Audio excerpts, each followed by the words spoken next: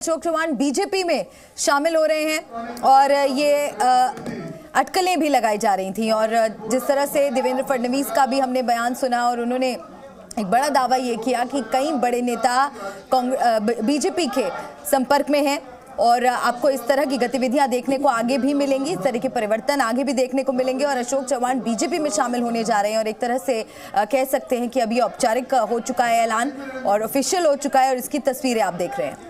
तो ये तस्वीरें बहुत कुछ बयां करती हैं। देखिए कांग्रेस में किस तरह से एक के बाद एक फूट पड़ रही है महाराष्ट्र में। और ये शुरुआत हुई मिलिंद देवड़ा के कांग्रेस छोड़ने के बाद, बीजेपी में शामिल होने के बाद। उसके बाद बाबा सिद्दीकी जो कांग्रेस का दामन छोड़कर एनसीपी में शामिल हो गए और अब ये तीसरे बड़े नेता कांग्रेस के अशोक चौहान, पूर्व मुख्यमंत्री भी हैं महाराष्ट्र के, जाना माना चेहरा है कांग्रेस में। और अटकलें ये तेज थी जब इन्होंने कांग्रेस का दामन छोड़ा कि बीजेपी में शामिल हो सकते हैं। और ये तस्वीरें आप देखिए किस तरह से महाराष्ट्र, खासकर आपको बताएं बीजेपी दफ्तर से आ रही हैं। आशीष शेलार इस वक्त आपको नजर आ रहे हैं जो अनाउंसमेंट कर रहे हैं, बगल में देवेंद्र फडणवीस बैठे हुए नजर आ रहे हैं।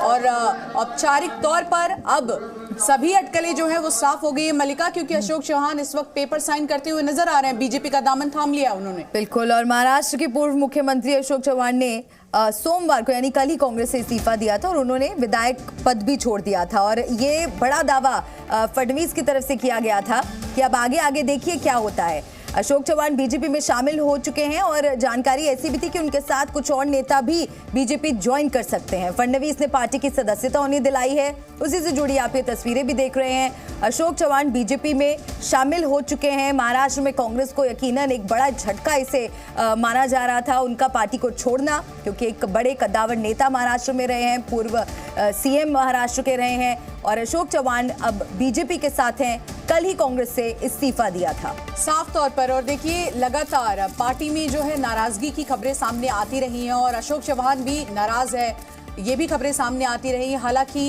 कांग्रेस लगातार इस बात को नकारती रही है, लेकिन महाराष्ट्र प्रदेश अध्यक्ष नाना पटोले जब उनसे ये सवाल किया गया कि आखिर जो पुराने नेता है खासकर वो क्यों नाराज चल रहे हैं, आप लोग उनकी नाराजगी दूर क्यों नहीं करते, तो वो हमेशा ये बयान देते नजर आए कि ऑल इज वेल। लेकिन ये तस्वीरें बयां करती हैं कि महाराष्ट्र कांग्रेस में ऑल इज वेल नहीं है, वरना अशोक चौहान इस वक्त बीजेपी दफ्तर में बैठकर सदस्यता नहीं ले रहे होते।